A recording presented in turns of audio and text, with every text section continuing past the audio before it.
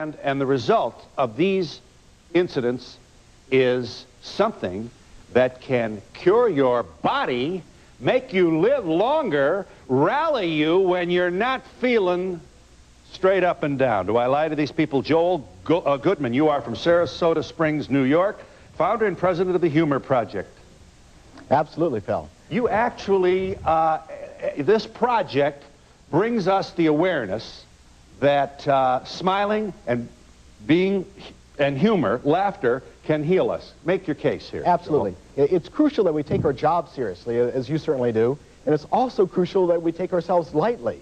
Yes. Because even though we may be in search of excellence, by definition, we as human beings are imperfect.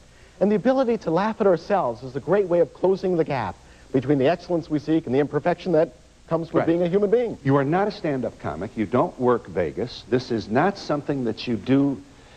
You're always happy to make people happy, but it's not. Yours is a therapeutic undertaking here. We're trying to take a look at the positive power of humor, how most of us who are not on stage, the 1% who are professional comedians, how the 99% of us can use humor for our personal benefit, in humor, in business, humor in education, humor in parenting, humor in health. Yes. You're on the way to see a loved one who is very critically ill. Do I understand how this all happened? Absolutely. Who was your loved one? Your father? It started in a very unfunny way. My dad was facing a life-or-death surgery. This was 1977. And he and Mom flew from Maryland, where they were, to Houston, Texas, where Michael DeBakey, world-famous surgeon, was to perform the operation. Okay. I flew from Saratoga Springs to join them, and we were scared to death. If you wanted a before picture of anxiety and uptightness, we were it. And then the wonderful proverbial funny thing happened on the way to the hospital.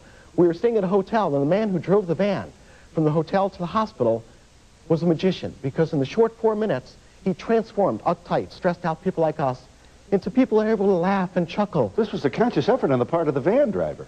He was wonderful. He'd look at his rearview mirror and see all these terrified people with no... Okay, go ahead. Go ahead. He gave us the gift of humor at a time in our lives when we were most scared and He made you laugh. He invited us to laugh. He tickled us in a whole variety of ways. He told jokes, a little bit, but beyond that, he had a wonderful, gentle spirit that was spontaneous in the moment. May we assume your father's surgery was successful? He was wonderfully successful, and about 2 weeks later, I was back home in Saratoga Springs. I got to thinking about this man, Alvin, this wonderful man who drove the van, and I got to thinking, do we have to wait for the Alvins of the world to come to our lives at just the right moment? Or if humor has such good effects and side effects, couldn't we and shouldn't we be more intentional about making it happen? Absolutely should. In a moment, you'll meet a man who'll tell you that when you smile, it's the smile that makes you happy. You don't get happy and then smile. When you smile, it makes your brain... I understand this, but I don't have time to explain it all to you.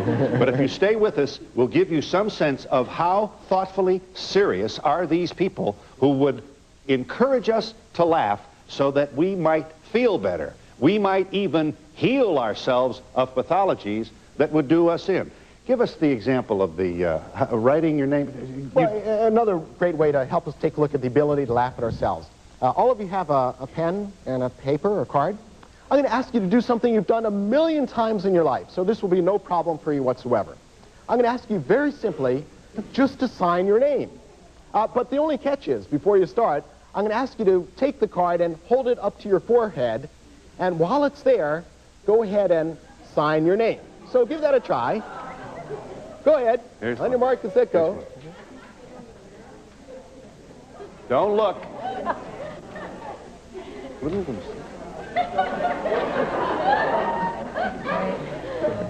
Let me see. Let me see if I can read it. Oh. Yeah. Look. Look at this. I'll never forget this guy. Look at this. I mean, there's a man. I'll tell you. You'd need a busload of psychiatrists to figure that one out. Look at here. You're doing very well. Look at this. Let me just show you. I have no idea who this is. I don't think a mirror would help me. Look at this. All right, you're kind of giggly, aren't you? Show them your name. Let us take some close shots here. Shirley, nice job. Shirley, you may win the award here. Hold this just for a second. All right, don't miss the point here. Here, I think you're the winner, Shirley. Look at Shirley came with in the show today. There's Shirley and Shirley and Rocky Frampoma. Nice going, Shirley. I can't do this backwards. Well, we are laughing, aren't we? Yes, indeed. And there is a mood of amusement among us. We are infectiously encouraging each other and pondering our silliness, and we are smiling. Yes. Yes, and this indeed. is good for us. Tell me. Absolutely. Again, the whole notion is very difficult unless you're a descendant of Leonardo da Vinci, as perhaps Shirley is here. It's very difficult to perform this task, even though you've signed your name a million times in your life already. And it's a reminder, a gentle reminder, that we should laugh at ourselves, not take ourselves so seriously. Yes. For 5 seconds a day, we could do this as a gentle reminder. But more than that, we feel better, do we? Oh, yeah. Depression, at least for the moment, is put at bay if that happens to be something that ails us. We also have an exercise, you tell me, the Humor Project, which incidentally was established in 1977, and you make the case that you were established 2 years before Norman Cousins' book. Well, we're delighted to be the pioneers in this field. And but Norman Cousins wrote the book which defined the issue of the attitude, the mind as it obtains to illness and how long it may stay with us or go away. Absolutely. His best-selling book, Anatomy of an Illness as Perceived by the Patient, really opened up people's eyes and minds to the whole notion that humor has powerful healing qualities to it. You do the tongue? What's the tongue project? Yeah, well, I'm afraid to ask everybody's you. done this before as well, at least 1 million times. Would you please just stick out your tongue? Okay, now would you please stick it out and turn to your neighbor and show your... Okay, now that you've got this skill down, I'm going to ask you to perform a higher level skill. I'm going to ask you to stick out your tongue, turn to your neighbor, and then curl your tongue like this. All right.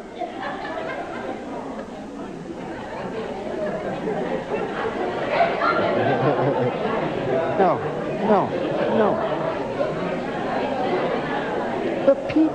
Now, some of you are feeling very good right now.